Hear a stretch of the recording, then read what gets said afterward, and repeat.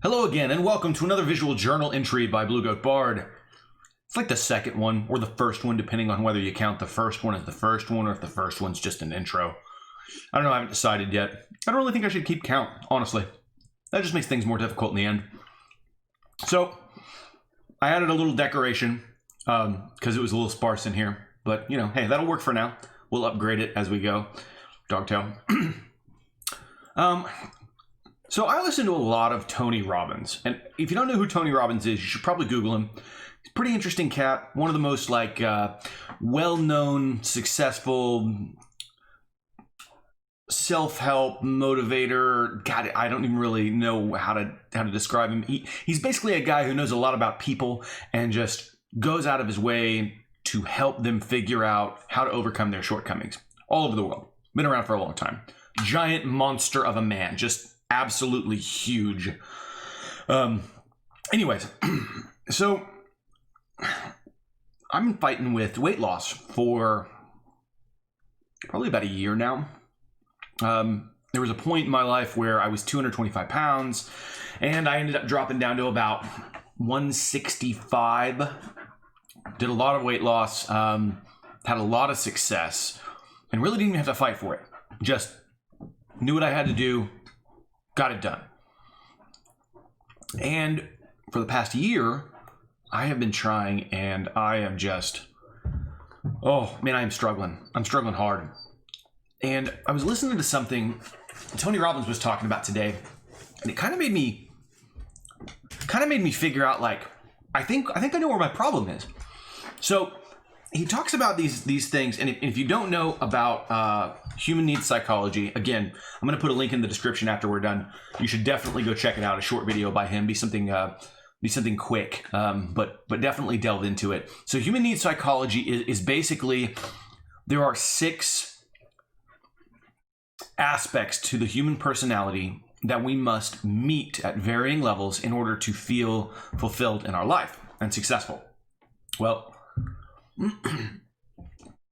they go from certainty to uncertainty, significance, love and connection, growth, and contribution is the highest level.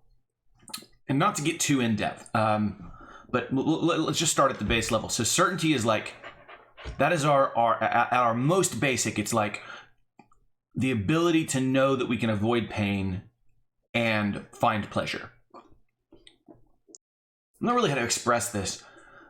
Obviously, I don't like being overweight, and for many reasons. I don't like the way I look in the mirror. I don't like the fact that I have thousands of dollars in clothes that I can't fit in because I bought them when I was skinny. I don't like the fact that I wake up in the middle of the night with heartburn and I'm coughing because it gets in my lungs. But while I can put together a really good plan, I know exactly how to lose weight. I know how to do it. The problem I've been running into is I'll do it for a few days and then I'll just quit. I'll fall off completely. And I think I finally figured out why.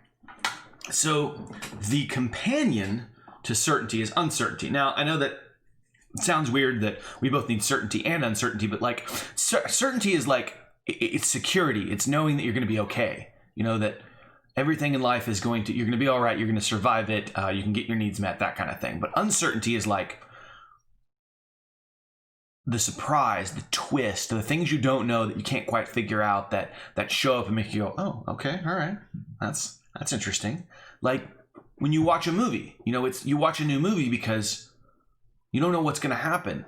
And while you're safe, because you're watching the movie, the characters aren't safe, and you get that uncertainty because you don't know what's going to happen to them. You don't know whether they're going to succeed or fail.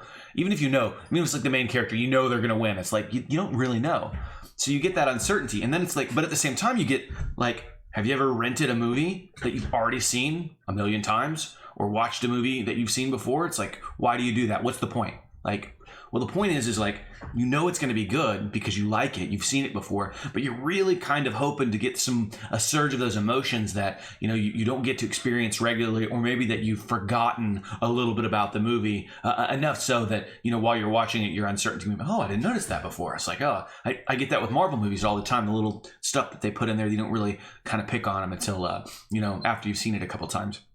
So my deal is,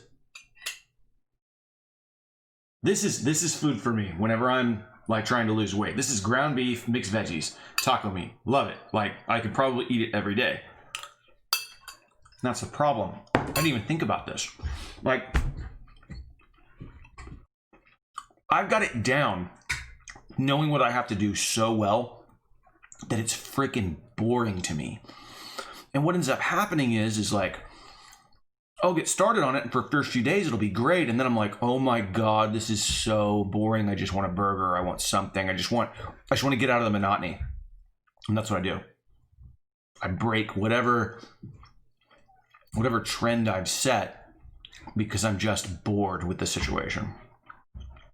Whatever. It's stupid.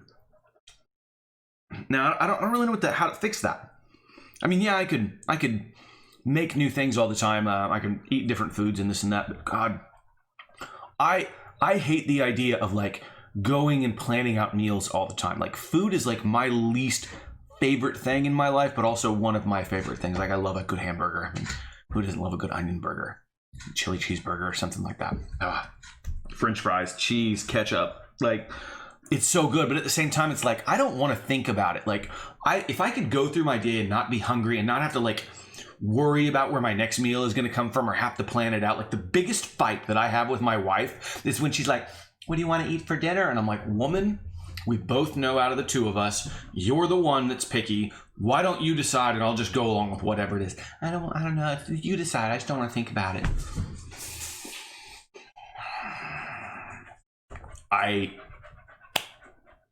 The only time in my life where I want to strangle someone is when I have to talk about food with my wife. And it's weird, is like, this is the main complaint of every marriage, with the food conversations. Where do you want to go? It's like, I don't know. Where do you want to go? I don't know. You choose. And then you choose someone, they're like, I don't want that. And it's like, well, I'm going to need you to freaking figure it out, or we're going to fight. Anyways, so dealing with food for me is just obnoxious. So I just tend to do what's easy. Donuts at the corner store, bag of chips, hamburger. It's much easier for someone else to make it. I don't have to worry about it. So if I can figure out how to like spruce up my meals or spruce up my weight loss journey, like with some uncertainty in there, like sprinkle it on there like some garlic powder or something, I think I'll be a lot more successful.